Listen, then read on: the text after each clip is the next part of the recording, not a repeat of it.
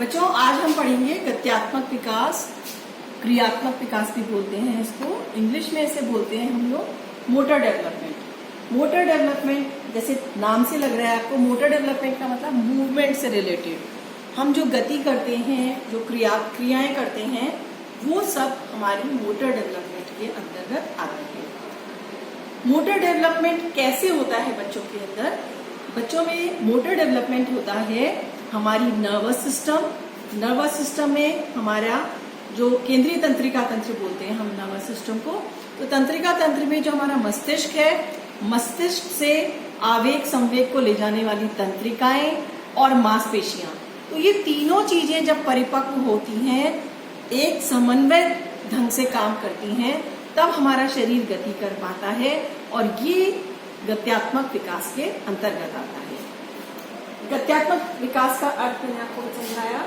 अब देखिए गत्यात्मक विकास का बालक के लिए क्या महत्व है। हर विकास का शारीरिक विकास हमने पिछले चैप्टर में पढ़ा था, तब भी मैंने आपको बताया था उसका महत्व। अब हम देखेंगे कि गत्यात्मक विकास का क्या महत्व है बालक के जीवन में। तो सबसे पहले है कि गत्यात्मक विकास अगर सही ढंग से हो पाता है तो बालक का स्वास्थ्य अच्छा होगा। मतलब अगर बच्चा सही ढंग से गति कर पाता है, दौड़ता है, चलता है, फिरता है, तो ये क्या है? एक तरह से ये शरीर का व्यायाम है। शरीर का व्यायाम करने की वजह से उसकी स्वास्थ्य बेहतर होगा, उसको भूख अच्छी लगेगी, अच्छे से भोजन ग्रहण कर पाएगा, जो भोजन ग्रहण किया उसको पचा भी पाएगा, तो उसका स्वास्थ्य निश्चित रूप से उससे प्रभावित होगा। दूसरा बहुत महत्वपूर्ण जो इसका कार्य है वो है ये इमोशनल कैथारसिस करता है। इमोशनल कैथारसिस वर्ड आप लोगों के लिए नया है। इमोशन का अर्थ होता है संवेग और कैथारसिस का मतलब है बाहर निकालना, आउटलेट करना। तो उसको कहते हैं हम संवेगात्मक मोचन। मतलब हमारी जो संवेग हमारे शरीर के अंदर एकत्र हो गए हैं उनको बाहर निकालना। क्योंकि बच्चों क्या होता है, जब संवेग उत्पन्न होते हैं हमारे शरीर में तो एक ऊर्जा भी उसके साथ उत्पन्न होती है।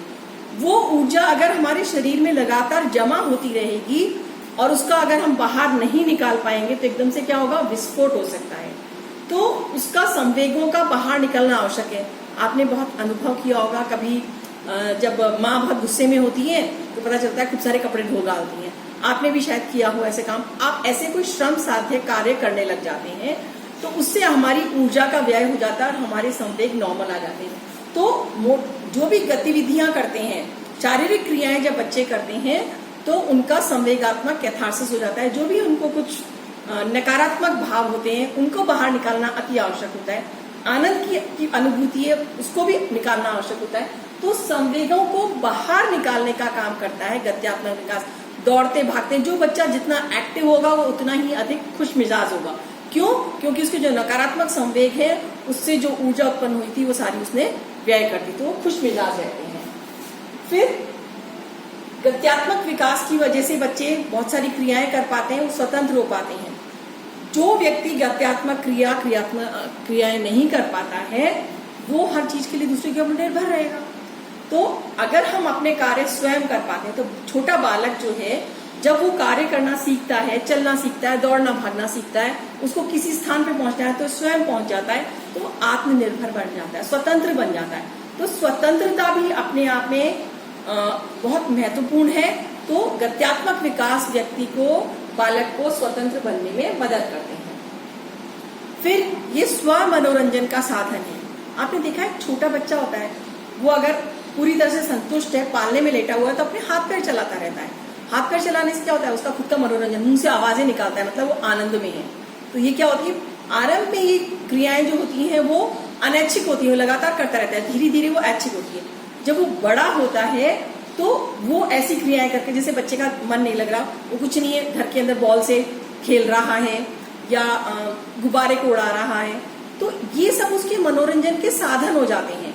और वो किसी के साथ खेलता भी है, गत्यात्मक क्रिया कोई भी करता है तो वो उसके मनोरंजन का साधन बन जाता है। आपने देखा होगा जब छोटे बच्चे पलंग पे चढ़ना सीखते हैं तो बालक जैसे चढ़ना सीखता है, चढ़ता है, फिर बार बार उतरता है, चढ़ता है बार बार, उसको उसी में आनंद मिल रहा है, तो उसका मनोरंजन होता है। तो गत्यात्मक क्रियाएं बालक को स्व मनोरंजन, अपने आप मनोरंजन करने के लिए भी मदद करती हैं। फिर सामाजिकरण, गत्यात्मक विकास की वजह से बच्चे दूसरों के साथ में गतिविधियों में सम्मिलित हो पाते हैं, दूसरों के साथ मिलकर काम कर सकते हैं, दूसरों के साथ मिलकर खेल सकते हैं। तो दूसरों के साथ जब वो मिलेंगे, अंतःक्रिया करेंगे, तो उनका सामाजिकरण भी होगा। तो गत्यात्मक विकास हमारे सामाजिकरण में भी मदद करता है। स्वप्रत्यय, स्वप्रत्यय मतलब सेल्फ कॉन्सेप्ट, अपने बारे में। अगर हम कोई काम अच्छी तरह कर पाते हैं तो क्या होता है, हमारे अंदर एक self concept, positive self concept बनता है, अपने प्रति अच्छी सी धारणा बनती है। तो ये स्वप्रत्यय विकसित करने में गत्यात्मक विकास मदद करता है, क्योंकि गत्यात्मक छोटी छोटी क्रियाएं बच्चा करना सीखता है, खुश हो जाता है, तो उसका सेल्फ कॉन्सेप्ट अपने प्रति पॉजिटिव होता है। दूसरों से तुलना करता है, दूसरे बच्चे कुछ काम कर पा रहे हैं, गत्यात्मक क्रियाएं कर पा रहे हैं, वो स्वयं नहीं कर पा रहा, तो उसके मन के अंदर अपने प्रति एक नेगेटिव धारणा हो जाएगी। तो गत्यात्मक विकास अगर उसका सही ढंग से होगा तो उसके स्वयं के प्रति एक पॉजिटिव सेल्फ कॉन्सेप्ट भी बच्चों डेवलप होता है। ठीक है बच्चों, तो ये तो कुछ मैंने आपको महत्व बताए हैं गत्यात्मक विकास से संबंधित। अब मैं आपके साथ डिस्कस करूंगी सिद्धांत। हमने बाल विकास के सिद्धांत चैप्टर काफी विस्तार से अध्ययन किया है। होपफुली आपने वो वीडियो देखा होगा, मैंने उसके नोट्स भी शेयर किए थे। नहीं देखा है तो आप लिंक पर जाकर देखिएगा। हर विकास के अपने कुछ सिद्धांत होते हैं, मतलब एक आधार होता है कि कोई भी क्रिया, कोई भी प्रक्रिया किस तरह से होगी, वो उस चीज के सिद्धांत हो जाते हैं। तो गत्यात्मक विकास के भी कुछ सिद्धांत हैं। पहला सिद्धांत जो है वो ये है, वो कहता है कि मांसपेशी और तंत्रिका की परिपक्वता पर गत्यात्मक विकास पूर्णतः निर्भर है। मैंने जैसे आपको आरंभ में बताया था, गत्यात्मक विकास के अंदर हमारा तंत्रिका तंत्र मतलब हमारे मस्तिष्क, हमारी नर्व्स और हमारे मसल्स मतलब मांसपेशियों के बीच में समन्वय होना आवश्यक है।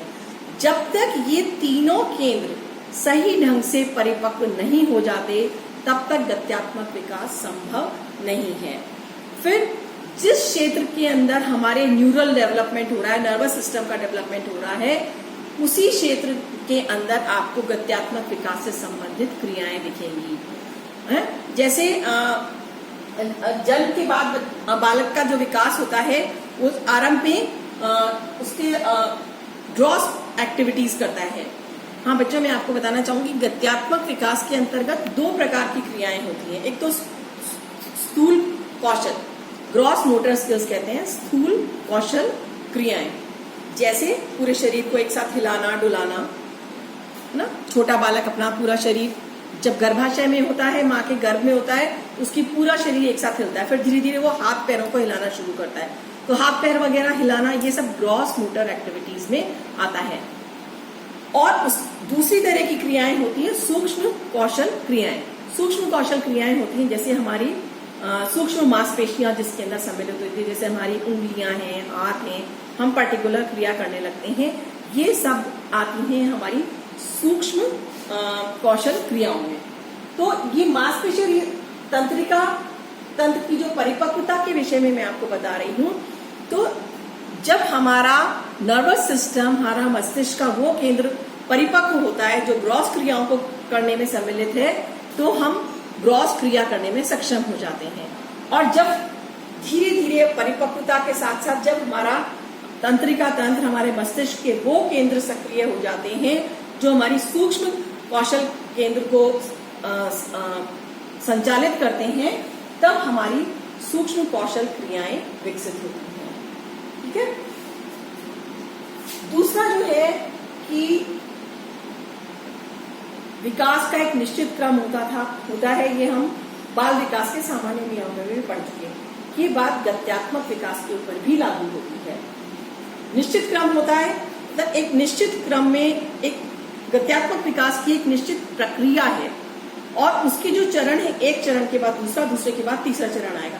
बहुत छोटा सा एग्जाम्पल जो मैं आपको कई बार देती हूँ कि जैसे बच्चा पहले अपनी गर्दन के क्षेत्र पे नियंत्रण विकसित करता है, फिर अपने धड़ के ऊपरी सिरे पे नियंत्रण विकसित करता है, फिर धड़ के निचली सिरे पे, और बाद में हाथ और पैरों पे। इसीलिए बच्चा पहले छोटे, जब नवजात शिशु होता है तो उसकी गर्दन के नीचे हमें हाथ सपोर्ट रखना पड़ता है, क्योंकि वो अपनी उसको कंट्रोल नहीं कर सकता। बहुत जल्दी, मुश्किल से 3-4 महीने का होता है, तभी हम उसको गोद में लेते हैं, उसकी गर्दन के नीचे हाथ नहीं लगाते और वो बिल्कुल अपराइट अपनी पोजीशन को होल्ड कर पाता है, मतलब उसने गर्दन के ऊपर नियंत्रण विकसित कर लिया है। फिर छोटे बच्चों को आप देखिए, आप पहले वो उल्टा लेटा है तो बिल्कुल यूं ही पड़ा रहेगा। जब उसका अगली चरण होता है, वो अपने धड़ को आगे से सीने को ऊपर से उठाने लग जाता है, फिर वो बैठना सीखता है, फिर खड़ा होना सीखता है और फिर चलना सीखता है। तो एक निश्चित क्रम है, हर चीज का निश्चित क्रम होता है। और ये निश्चित क्रम जो होता है, ये क्या होता है बेटा, ये हम विकास के 2 दिशात्मक नियम हम पूर्व में विकास के सिद्धांतों में अध्ययन कर चुके हैं, तो मैं बहुत डिटेल में नहीं जाऊंगी, केवल इतना ही बताऊंगी। पहला नियम है सिफेलोकॉर्डल लॉ और दूसरा नियम है प्रॉक्सिमोडिस्टल लॉ। सिफेलोकॉर्डल लॉ जो होता है वो सिर से पैर की ओर होता है, मतलब हमारा विकास जो होता है शरीर का, वो सिर से पैर की ओर होता है। गर्भ काल में भी देखिए, पहले बालक का सिर बहुत बड़ा होता है, धड़ छोटा होता है और हाथ पैर उससे भी ज्यादा छोटे होते हैं, धीरे धीरे विकास होता है। जन्म के बाद भी हम देखते हैं, पहले सिर के क्षेत्र में नियंत्रण विकसित होगा, फिर धड़ के क्षेत्र में और उसके बाद हाथ पैरों की तरफ जाता है।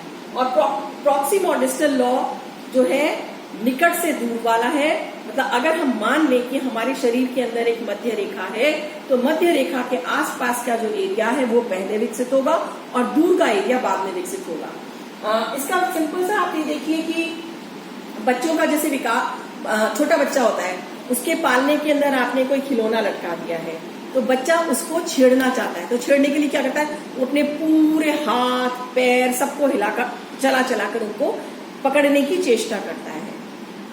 1-2 महीने और निकलते हैं, फिर बच्चा पता चलता है केवल अपने हाथ को हिलाकर उसको, हाथ को घुमाकर उसको हिला लेता है, उसको पूरे शरीर को हिलाने की आवश्यकता। तो बच्चों, आप लोगों को सिफेलोकॉर्डल लॉ और प्रॉक्सिमोडिस्टल लॉ समझ में आ गया। ये मैंने आज आपको रिपीट करा है, ये आप हमेशा ध्यान रखिएगा। विकास के ये 2 दिशात्मक नियम कहलाते हैं, सिर से पैर की ओर और एक मध्य रेखा से बाहर की ओर। ठीक है। अगली जो निश्चित क्रम को दर्शाता है वो है सामान्य से विशिष्ट की ओर। जैसे मैंने अभी आप लोगों को बताया था कि विकास हमेशा सामान्य क्रिया से विशिष्ट की ओर होता है। गर्भकालीन विकास में हम देखें तो बालक जब गति करना स्टार्ट करता है तो क्या करता है, पूरी बॉडी उसकी मूव करती है, जो तरल होता है एमनियोटिक तरल, उसके अंदर पूरी बॉडी मूव करती है। फिर 4-5 महीने के बाद में फिर वो अपने हाथ और पैर की अलग अलग गति करने लगता है, तो सामान्य से विशिष्ट की ओर आए।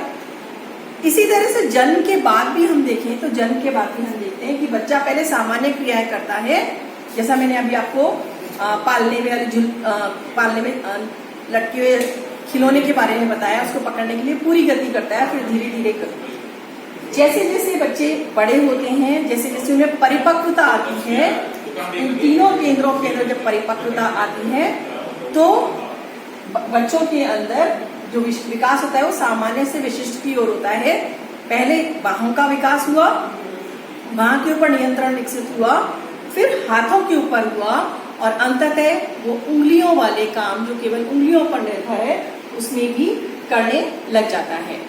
और मैंने आपको पिंसर ग्रास्प के बारे में बताया था, जो हमारे मानव की विशेषता है, उंगली और अंगूठे को आमने सामने पकड़कर हम जैसे किसी भी चीज को पकड़ सकते हैं, रख सकते हैं, ये मानव जाति में केवल होती है। ये हमारा 9 माह में विकसित होता है।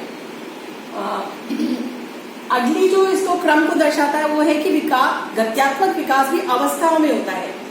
अवस्था, चरण, कुछ भी कह सकते हैं आप। जैसे अभी मैंने कहा कि सामान्य से विशिष्ट की ओर होता है। पकड़ने की क्रिया, मात्र एक पकड़ने की क्रिया है, इसके अंदर बच्चा पहले केवल देख सकता है, फिर पूरी बाह पकड़ के उसको करता है। अगले चरण के अंदर वो हथेली की मदद से पकड़ने लगता है और अंततः केवल उंगली और अंगूठे से पकड़ सकता है। तो ये गत्यात्मक विकास क्या रहा है, अवस्थाओं में होता है और अवस्थाओं का क्रम निश्चित है। इसकी वजह से ही हम गत्यात्मक विकास में पूर्व अनुमान लगा सकते हैं। पूर्व अनुमान कैसे लगा सकते हैं कि क्योंकि निश्चित क्रम में हमें पता है कि आगे क्या होगा। पूर्व अनुमान में बच्चों ये भी देखा गया है कि कोई भी क्रिया बालक किस अवस्था में सीखता है, कोई एक क्रिया, उसके आधार पर हम बताते हैं कि अगली क्रिया वो कितने समय बाद सीख सकेगा। इसे सामान्यतः नियम है कि बच्चा चलना कब सीखेगा। अभिभावक पूछते हैं बच्चा चलना कब सीखेगा, तो बच्चे ने जब स्वतंत्र रूप से बैठना आरंभ कर दिया, बिना किसी सपोर्ट के जब वो बैठना आरंभ कर देता है, उतने महीने के बाद ही, मतलब जैसे उसे 6 महीने में वो करा है तो वो 12 महीने पर चलने लग जाएगा। अगर उसे 7 महीने पे किया है तो वो 14 महीने के आसपास चलने लगेगा। तो इनका हम पूर्वानुमान लगा सकते हैं कि जिस बच्चे का विकास, गत्यात्मक विकास बहुत तीव्र गति से होता है आरंभ से, उसकी आगे की जो अवस्थाएं होती हैं वो भी वो जल्दी जल्दी कवर कर लेगा। जिस बच्चे का थोड़ा धीमी गति से हो रहा है, उसने गर्दन संभालना देर से सीखा है, बैठना देर से सीखा है, तो चलना भी कंपैरेटिवली देर से सीखेगा। और इसका कोई निश्चित नियम नहीं है कि 6 महीने पे बच्चा इंडिपेंडेंट बैठना चाहिए, 7 महीने पे भी हो सकता है, किसी का 5 महीने पे भी आरंभ हो सकता है। तो इसमें व्यक्तिगत भिन्नता, इसलिए हम अगले उसमें करेंगे। आज के लिए बच्चों इतना ही काफी है। अब हम नेक्स्ट क्लास में आगे के नियम पढ़ेंगे।